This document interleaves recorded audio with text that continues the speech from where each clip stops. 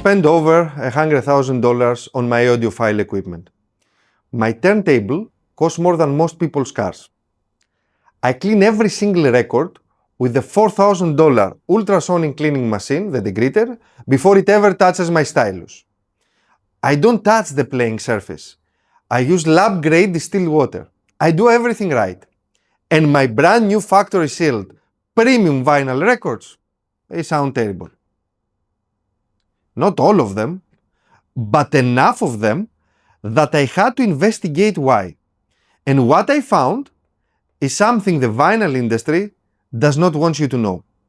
Whether you are thinking about getting into vinyl for the first time, or you are already collecting, or you have been in this hobby for decades, this video will change how you buy records.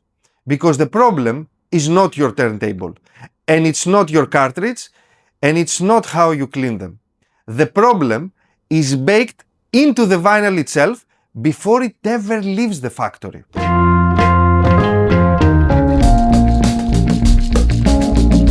Hello boys and girls, I am KD, this is the Sound Lab, and today we are exposing the dirty truth about modern vinyl pressings. If you care about your money, your music, or both, subscribe now, because everything I tell you today comes from personal experience and personal fans. No sponsors, no free gear, just truth. My truth.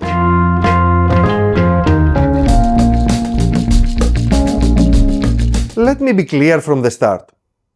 I love vinyl. This is not a hit piece against the format. Vinyl is physical. It is emotional. There is a ritual to it that streaming will never replicate for me. The act of choosing a record, cleaning it, placing it on the turntable, dropping the needle, you are participating in the music. You are not just pressing play. 44 million vinyl records were sold in the United States alone last year. That is the 18th consecutive year of growth. This is a $2 billion global market and is still climbing. People want vinyl. I want vinyl. The question is, does the industry respect that demand with the quality we deserve? Because when you pay $30, $50, even $80 for a record or more, you expect it to be perfect. You expect it to be better than a used copy from the 70s. And increasingly, it is not. Here is what is actually going wrong inside these pressing plants and why your money is at risk. There are specific manufacturing defects that get pressed into your record during production, and no amount of cleaning, ultrasonic or otherwise, will ever fix them. Because the defect is the groove itself. The first and most common is called non-fill. During pressing, a heated vinyl biscuit is squeezed between two stampers under enormous pressure.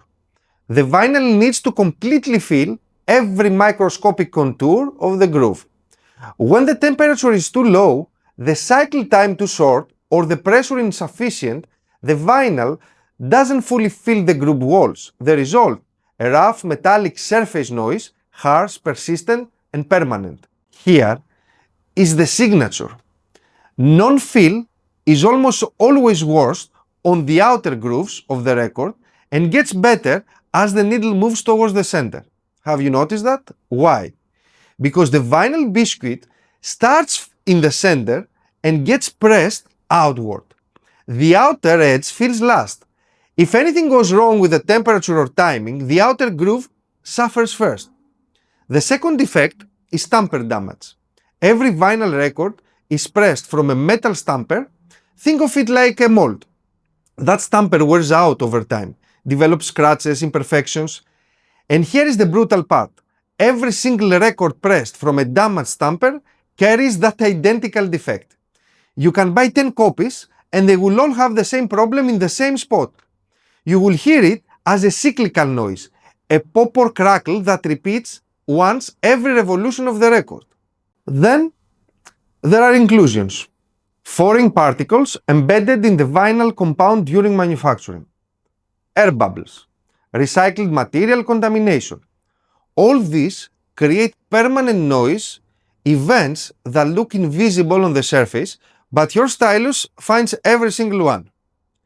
And the more revealing your playback system is, the more you hear all this.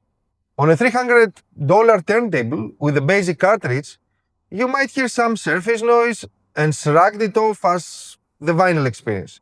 On a reference system, the kind of system these premium records are supposedly made for, every single defect is exposed with surgical clarity. The better your system, the more unforgiving it becomes.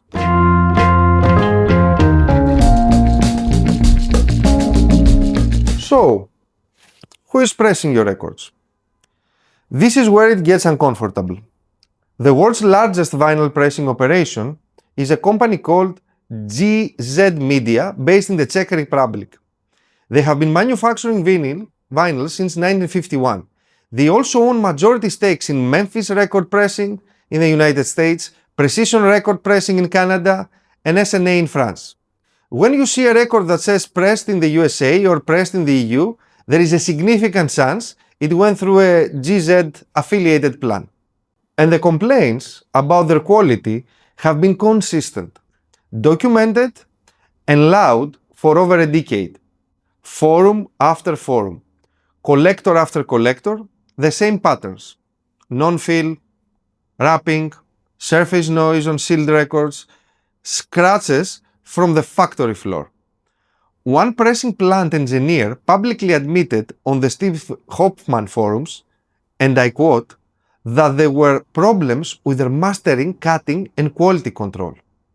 But here's what makes this systemic issue not just GZ problem. The entire vinyl industry is under pressure. 44 million records a year in the US alone.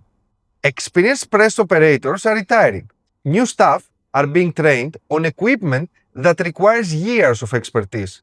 The incentive structure rewards speed and volume, not really quality. When a plant can push more records per hour by cutting cooling time by 30 seconds, they do it. And you get wrapped records. The premium plants exist.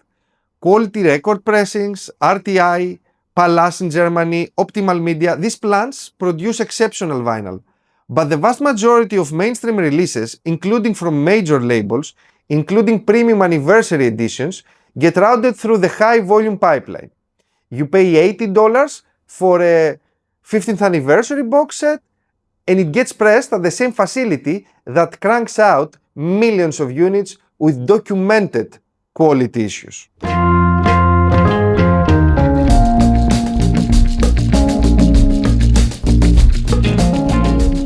Now, I could have left this as theory, but I did not. I sat down with my reference system and systematically tested multiple albums from different pressing plants, different labels, different price points.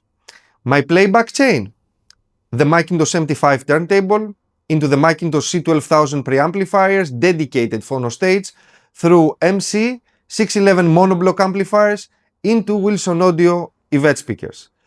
Every record clean in my degreater, Mark II, with lab grade distilled water, the manufacturer's cleaning solution, changed every 20 to 30 cycles the solution and the filters. 0 fingerprints, carbon fiber brush before every play, the total system investment, over $100,000. If pressing quality is there, this system will reveal it. If defects are there, this system will expose them without any mercy. I used one of the most universally recognized catalogs in audiophile history as my test material. And before you say it, yes, I chose it deliberately because it represents both the mainstream music lover and the audiophile. 4 albums, different pressing runs, some from respected plants, one from a plant with non-quality issues. The results: one album had manageable minor defects, low-level clicks, only audible in dead silent passages. Acceptable, not perfect. 2 albums had significant surface noise with a classic outer to inner improvement pattern, textbook non-fill. And 1 album, a premium anniversary edition at a premium price, was the worst of all. Pervasive surface noise on the first side, cyclical stamper defects, and a noise floor that dominated quieted passages for $80. And here is the finding that changed my perspective entirely. 3 of these 4 albums came from the same pressing plant, a plant that is generally considered upper tier, which means the pressing plant alone is not the variable. It is stamper-specific quality within the plant. Each side of each record uses a different stamper. Side 4 of one album sounded clean. Sides 1 and 2 of the same album were genuinely defective. Same factory, different stampers, different result.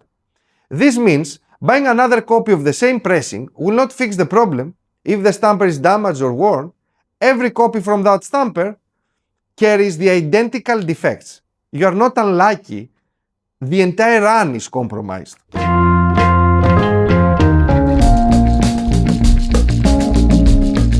So, what do? Here are the practical steps that will save you money and frustration. First step, learn to read the dead wax. The area between the last groove and the label has codes stamped or etched into it. These codes tell you which pressing plant made your record, which mastering engineer cut the lacquer, and sometimes which stamper was used. Resources like Discogs and the Steve Hoffman forums have extensive databases. Before you buy, research the specific pressing. Second, research the pressing plant. There is a massive difference between a record pressed at quality record pressings, or RTI, versus one pressed at a high volume facility.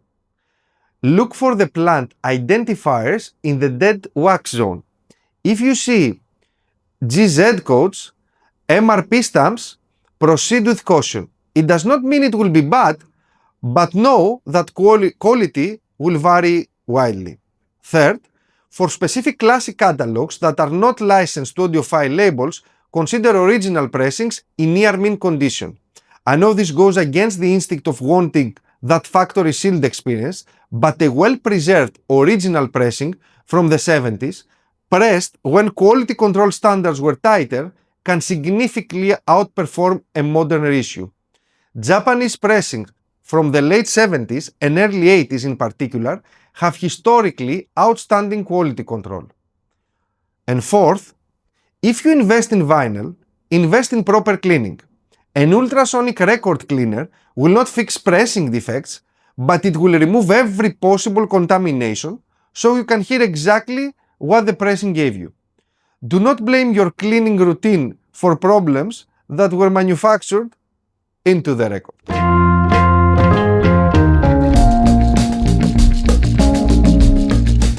Let me bring this home. The vinyl format is beautiful. The ritual is irreplaceable. The sound, when the pressing is right, is something streaming cannot touch. I'm not telling you to stop buying vinyl. I'm telling you to stop buying blindly. The industry is selling you a premium product at a premium price with inconsistent quality. You would not accept a brand new car with scratches from the factory, right? You should not accept a brand new record with defects from the pressing plant. Vote with your wallet. Research before you buy. Return defective pressings and demand better from an industry that owes its entire revival to your loyalty and your money. If this video saved you from even one bad purchase, do me a favor, hit subscribe. I buy every piece of equipment you see on this channel with my own money, without sponsors, no free gear, no affiliate links. Just honest experience from someone who has been in this hobby for over 3 decades and refuses to lie to you about it. I am KD, this is the Sound Lab. I will see you in the next one.